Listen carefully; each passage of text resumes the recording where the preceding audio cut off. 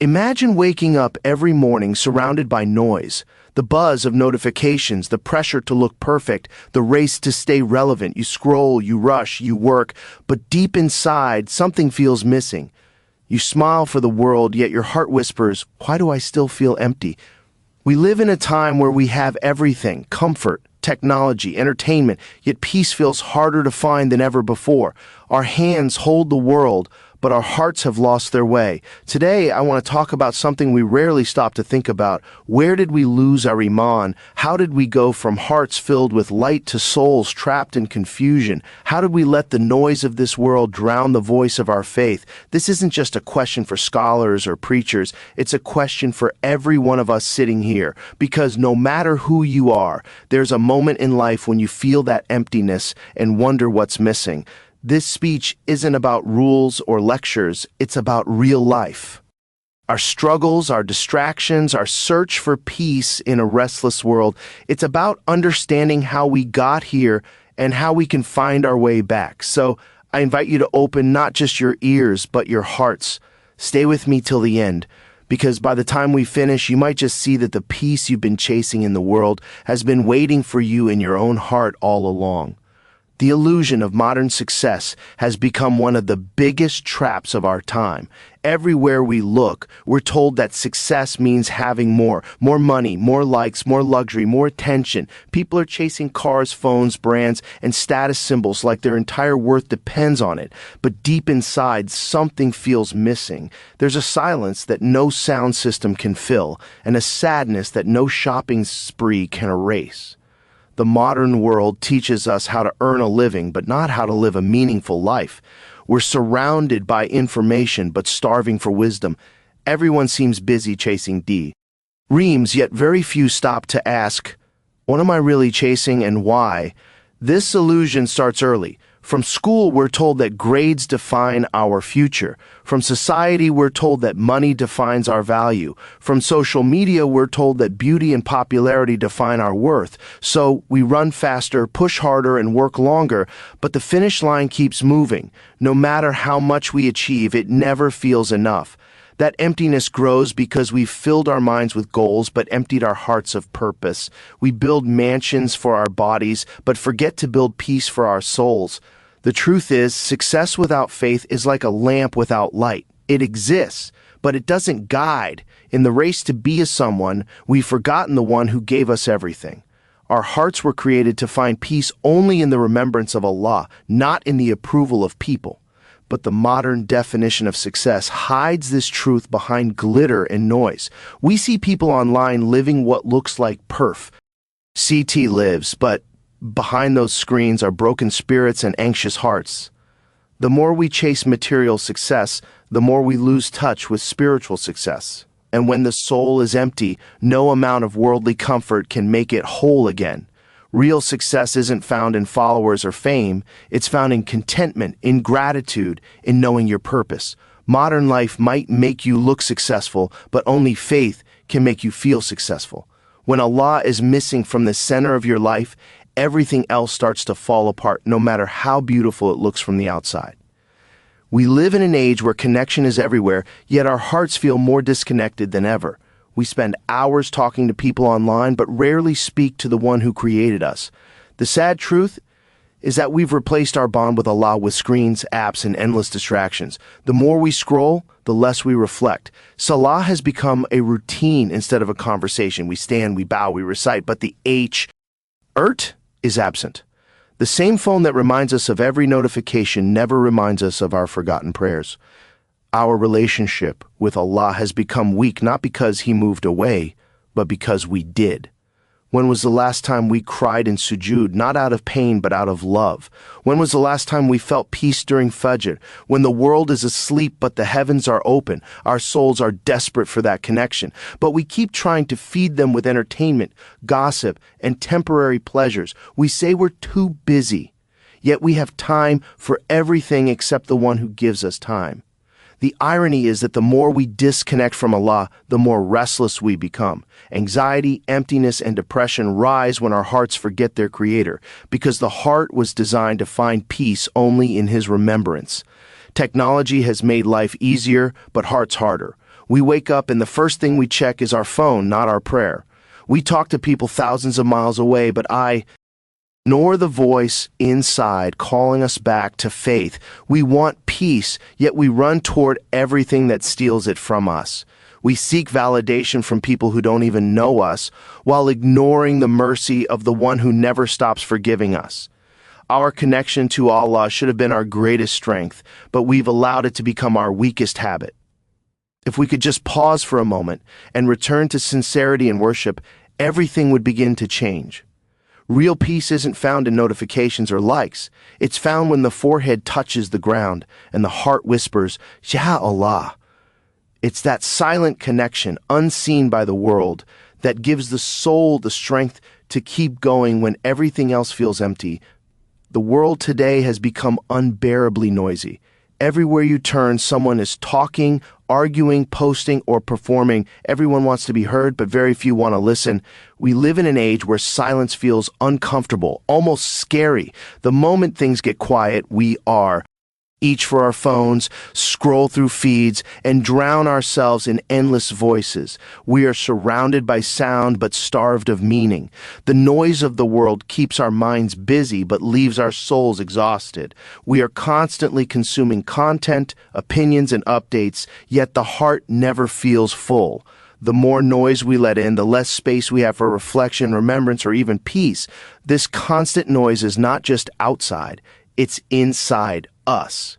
We carry it in our minds like an echo that never stops. We think about what others said, what they'll say next, how we're being seen, and what trend we might be missing. We don't give our hearts a moment to breathe. The Quran tells us to reflect, to think, to pause, but reflection requires silence, and silence is something we've forgotten how to enjoy.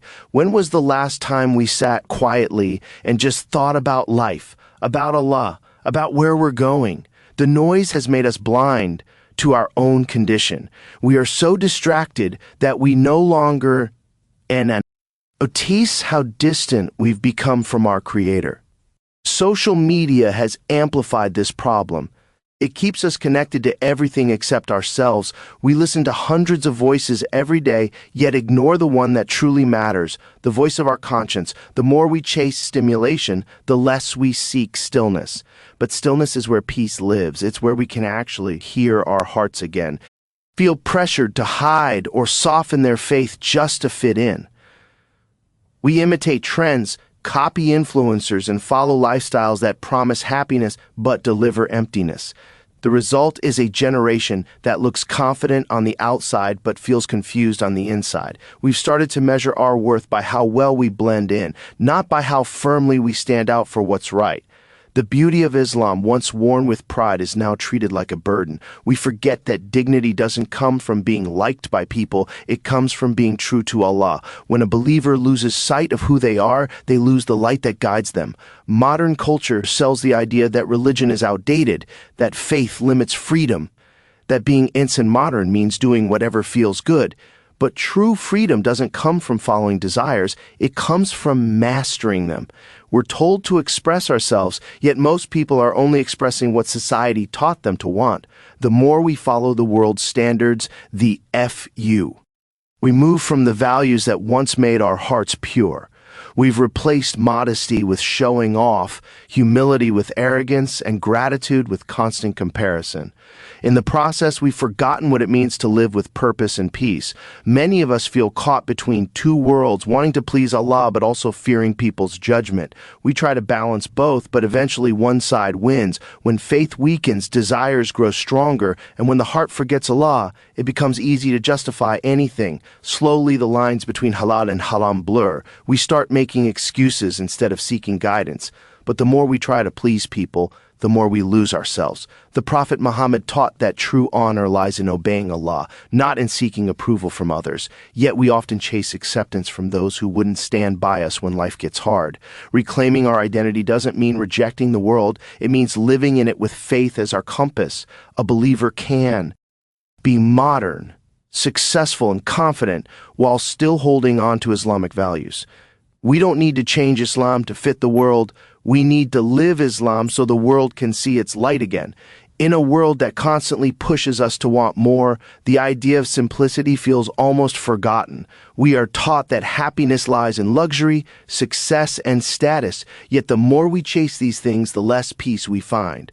True peace doesn't come from owning more, but from needing less. The cure to the emptiness we feel isn't hidden in the next gadget, car, or vacation. It's in returning to simplicity, to the values that make life meaningful. The Prophet Muhammad lived a simple life, not because he couldn't have more, but because he knew that real richness comes from contentment, not possessions.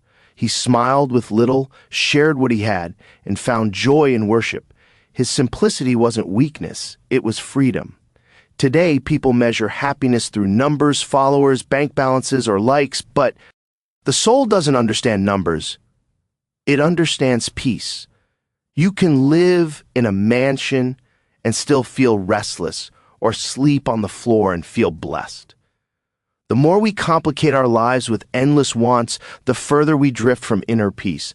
The world has made us believe that satisfaction is found in consuming more, but every new thing we get only makes us want another. This endless cycle keeps the heart empty and the soul tired.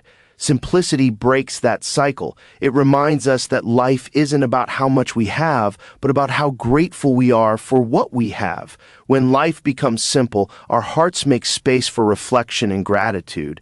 We stop comparing ourselves to others and start noticing our blessings. A simple meal shared with family can bring more peace than an expensive dinner eaten alone. A sincere prayer can calm a heart that wealth could never satisfy.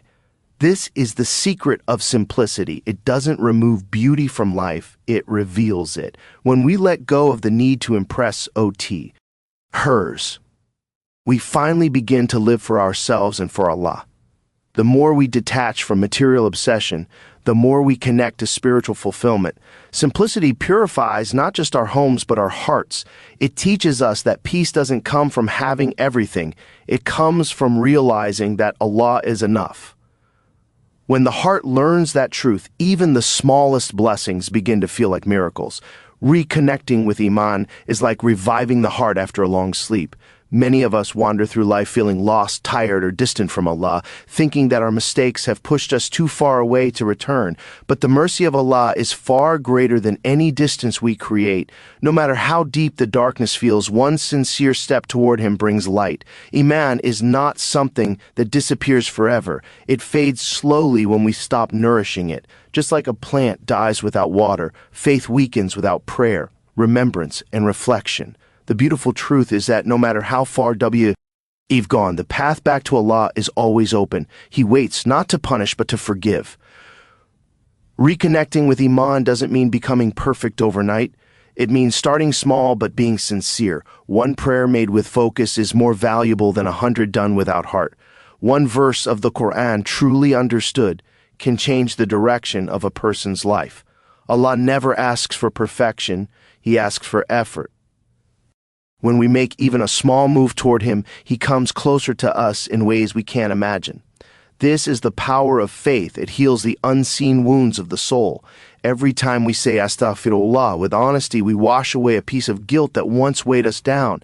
Every time we raise our hands in dua, we rebuild the bridge between us and our Creator. Modern life often tricks us into thinking that returning to Allah is difficult, but it's actually the simplest act of all. It begins with the heart. You don't need a perfect setting or a special time. You just need sincerity, Imaan.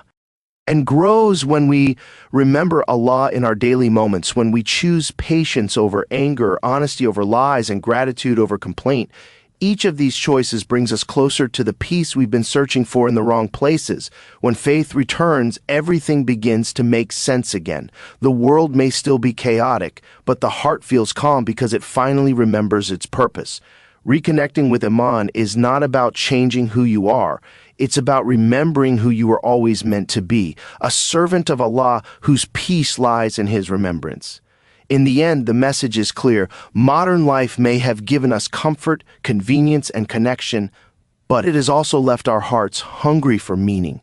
We've lost touch with our faith in the noise of the world, yet the path back to Allah has never been closed. Real peace isn't found in wealth, fame, or technology. It's found in remembering the one who created us.